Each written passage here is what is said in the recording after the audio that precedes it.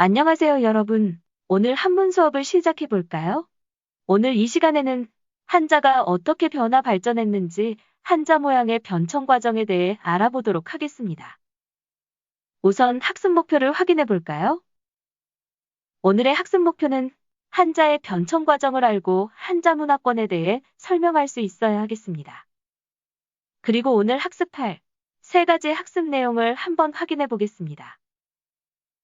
첫 번째, 한글 폰트에도 다양한 서체가 있듯 한자도 시대가 변화함에 따른 다양한 한문 서체가 있는데 그것에 대해 알아볼 것이고요.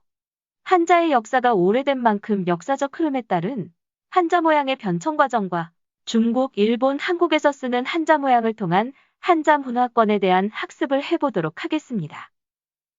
우리가 교과서에서나 신문 같은 데서 보는 한자의 모양은 초기 한자의 형태가 아닙니다. 한자는 발생 초기 사물의 모양을 본떠 거의 그림 문자와 같은 형태였습니다. 그러다가 그 모양을 단순화시키면서 형태를 달리하여 변화하게 되었습니다. 그럼 본격적으로 한자의 모양의 변청 과정을 천천히 살펴보겠습니다. 먼저 한자의 모양은 종이 발명 이전과 이후로 크게 나누어 볼 수 있습니다. 종이가 발명되기 이전의 시대는 종이를 대체하여 무언가를 새길 만한 딱딱하고 평평한 것을 찾는 데서부터 출발했을 것입니다. 그래서 넓적한 소의 뼈나 거북이의 배딱지에 글자를 새겨 기록했습니다. 그것을 이르는 말로 갑골문이라고 하는데요. 지금으로부터 3000여 년 전의 고대 중국에서는 거북이의 배딱지에 글자를 새겨 당시 사회에서 중요하게 논의되는 문제를 점치는 행위를 했다고 합니다. 그리고 인류의 문명이 점점 발달하면서 청동기, 철기 시대로 들어오게 되는데요. 그때 제사에 사용되는 그릇인 잭이나 접시 같은 데다가 기록한 문자를 금문이라고 합니다. 갑골문과 금문에 적힌 한자의 모양을 보면 지금의 한자 모양과 차이가 많습니다. 그때 당시 한자는 거의 사물의 모습을 본뜬 형태에서 비롯됐기 때문에 사실 글자의 모양만 봐서 어떤 뜻인지를 충분히 예측해 볼 수 있습니다. 그럼 다음 화면에서는 갑골이나 금문에 새겨졌던 한자의 모양을 보면서 어떤 의미로 사용된 한자인지 간단한 퀴즈를 통해 확인해 보겠습니다. 문제를 풀어봅시다. 1번은 어떤 신체 부위를 나타낸 것일까요?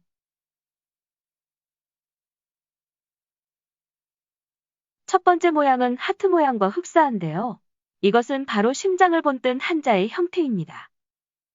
두 번째는 치아의 모습을 본뜬 형태입니다. 굉장히 쉽죠? 이번은 어떤 동물을 표현한 것일까요? 네, 바로 이 동물은 쥐입니다.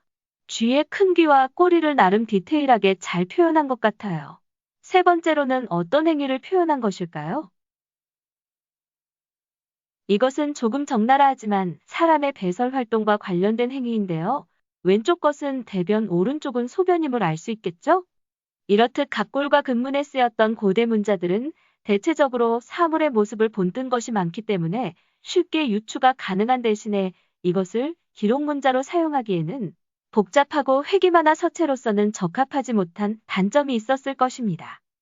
그래서 후대에 나오게 된 문자는 이러한 단점을 보완해 필획의 숫자를 줄이고 좀 더 간결하게 쓰는 방법을 연구해 지금의 한자의 모습에 이르게 되었는데요.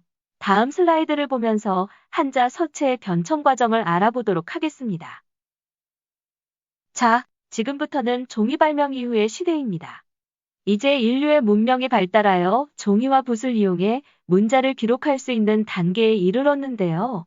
종이에 기록한 한자 중에 가장 초기의 형태는 전서라는 서체입니다. 이 서체는 도장이나 비석 글씨를 통해 주로 볼 수 있는데요.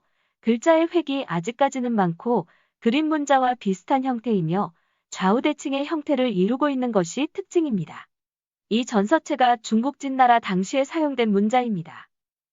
그 후 중국 한나라에 들어서서 예서라는 서체가 만들어지게 되었는데요. 전서에 비해 한자의 모양에 많은 변화를 겪게 됩니다.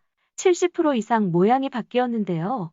이 예서체는 지금의 한자 모양과 많이 닮아 있음을 육안으로 확인할 수 있습니다. 특히 한자의 모양을 보면 직사각형의 형태로 가로가 길고 세로가 짧은 것이 특징입니다. 그리고 삐침과 파임액에서 모양을 굵게 빼서 문자긴 하지만 미적 감각을 드러내고자 하는 특징을 확인할 수 있습니다. 마지막으로 해서체인데요. 이 한자 서체가 지금 사용하고 있는 한자의 형태입니다. 반듯하고 가지런하게 획을 쓰는 것이 특징입니다. 세 가지 서체가 잘 이해가 되셨나요? 그렇다면 다음 슬라이드를 보면서 한자 서체의 변청 과정을 정리해 봅시다. 말마의 변청 과정을 보시면 말의 형태를 본떠 그림과 같은 형태로 시작했다가 점점 피획을 줄여 현재의 마의 모습으로 바뀌었음을 알 수 있습니다. 세조 역시 새의 형태에서 시작된 그림과 같은 형태에서 피획을 정리하여 지금의 세조의 모습에 이르렀음을 알 수 있습니다. 지금부터는 해서체 이후로 해서체를 좀 더 빨리 간결하게 쓰기 위한 필기체 서체 두 가지를 보도록 하겠습니다. 우리도 글씨를 정확하고 또박또박 쓸 때와 빨리 쓰기 위해 갈겨 쓰기도 하는데 한자도 마찬가지로 빨리 쓰기 위한 필기체가 있습니다. 행서와 초서인데요. 행서는 해서를 약간 갈겨 쓴 형태이고 초서는 행서를 더 휘갈겨 쓴 형태입니다. 그래서 행서는 그나마 한자의 원래 형태를 알아볼 만하지만 초서는 원래 형태를 거의 알아보기 힘듭니다. 초서는 당시 서기들이 사람이 말하는 것을 받아쓰기 위한 목적으로 주로 사용되었다고 합니다. 사람의 대화를 기록하려면 굉장히 빠른 속도로 붓을 써내려가야 했기 때문에 초서체가 이러한 데서 유용하게 사용되었다고 합니다. 옛 소송 재판 과정을 기록한 한문 기록 등이 지금도 번역 중에 있는데 초서체를 전문적으로 공부한다면 이러한 연구 분야에 참여할 수 있을 것입니다. 그리고 지금 현재 일본어인 히라가나가 이 초서체의 영향을 받아 만들어진 문자라고 하는데요. 초서체를 자세히 살펴보면 일본어와 비슷한 모양 몇 가지를 확인해 볼 수 있습니다. 마지막으로 한국, 중국, 일본의 한자 모양을 비교해 보도록 하겠습니다. 우리나라는 조선시대 때 한글 창제 이후로 문자를 한글로 선택했기 때문에 한자의 모양에 큰 변화를 겪지 않은 옛 한자 형태를 그대로 사용했으나 일본과 중국은 한자의 형태를 변화하여 문자 생활을 했기 때문에 필획을 더 줄여 간결한 형태로 사용하게 되었습니다.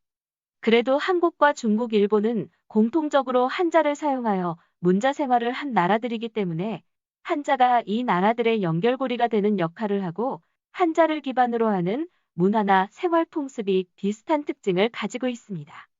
이렇게 한자를 사용하여 문화적으로 소통하는 여러 나라를 일컬어 한자문화권이라고 합니다. 그렇다면 지금까지 배운 학습 내용을 정리해 보겠습니다. 첫 번째, 한자는 시대에 따라 모양이 변해왔다는 것을 기억하시고 지금의 한자 형태가 한자 초기의 모습이 결코 아니다는 사실을 다시 한번 주목해 주시기 바랍니다.